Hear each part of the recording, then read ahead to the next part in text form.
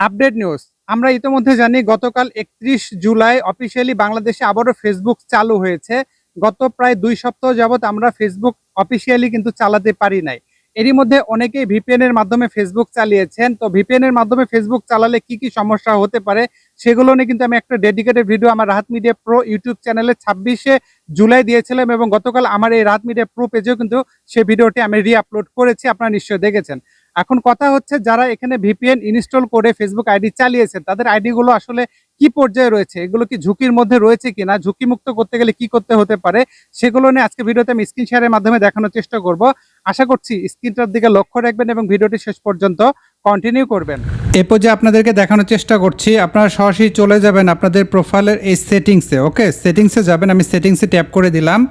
Settings থেকে সরাসরি security সেটিংসে যেতে হবে। তো এই জায়গায় ট্যাপ করলেই হবে। ওকে, এখানে ট্যাপ করবেন, যেহেতু এখানে পাসওয়ার্ড অ্যান্ড সিকিউরিটি রয়েছে।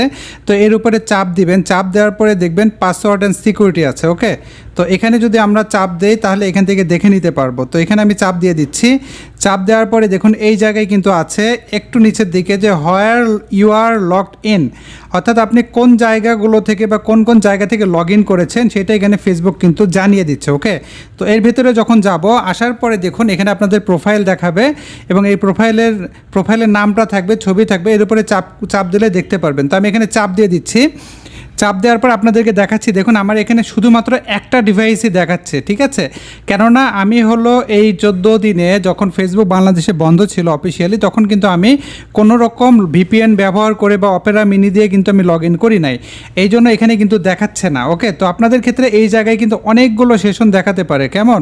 তো এখানে যে সেশনগুলো দেখাবে আপনাদের এই জায়গায়, সেগুলো একটা একটা করে সেশন এক্সপায়ার্ড করে দেবেন। অর্থাৎ সেশনটা যদি এখান থেকে এক্সপায়ার্ড করে দেন বা লগ আউট করে দেন, আপনারা নিজেরাই বুঝতে পারবেন এখানে কিন্তু সে তথ্যগুলো থাকবে।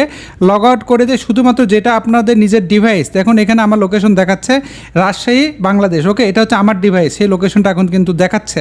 তো এইটা শুধু রেখে বাকিগুলো লগ আউট করে দিতে হবে। এইভাবে আপনারা এখান থেকে লগ আউট করে দিলে তাহলে আপনাদের অ্যাকাউন্টটা কিন্তু সুরক্ষিত থাকবে। ওকে ওকে, আপনাদেরকে এতক্ষণ দেখানোর চেষ্টা করেছি আপনারা কিভাবে এখানে আপনাদের সেটিংয়ে গিয়ে এখান থেকে আপনাদের ফেসবুক আইডি কোন জায়গা থেকে লগ ইন করা ছিল সেই সেশনগুলো এক্সপায়ার করে দেবেন। আশা করছি আমি আপনাদেরকে বুঝাতে পেরেছি। যদি বুঝাতে পেরে থেকে অনুগ্রহ করে ভিডিওতে একটা লাইক দিবেন, বন্ধুদের সাথে শেয়ার করতে ভুলবেন না। এই ভিডিও সম্পর্কে আপনাদের সুচিন্তিত কোনো পরামর্শ থাকলে সেটাও এই ভিডিওর কমেন্টে জানাতে পারেন। এই ফাঁকে আবারও বলছি, আমার কিন্তু কোনো অনলাইন সার্ভিস নাই, সম্পূর্ণ সার্ভিস অফলাইন। আমার ঠিকানা কামদিয়া বাজার, গোবিন্দগঞ্জ, গাইবান্ধা। সপ্তাহে 6 দিন অফিস খোলা, শুক্রবার বন্ধ। অন্য দিনগুলোতে বন্ধ থাকলে আগের দিন আমি আমার পেজে আপডেটের মাধ্যমে জানিয়ে দিই, আপডেট ফলো করে আসবেন। সার্ভিস চার্জ প্রযোজ্য। প্রতারক হতে সাবধান। ভুয়া আইডি পেজ রয়েছে আমার নামে অসংখ্য, কিছু কুলাঙ্গার বিপদগামী অমানুষ এগুলো ক্রিয়েট করেছে, তাদের থেকে অবশ্যই সতর্ক থাকবেন।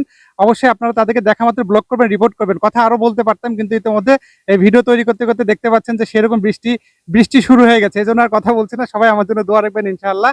তো এই বলে আজকে ভিডিওটি শেষ করছি। আল্লাহ হাফেজ।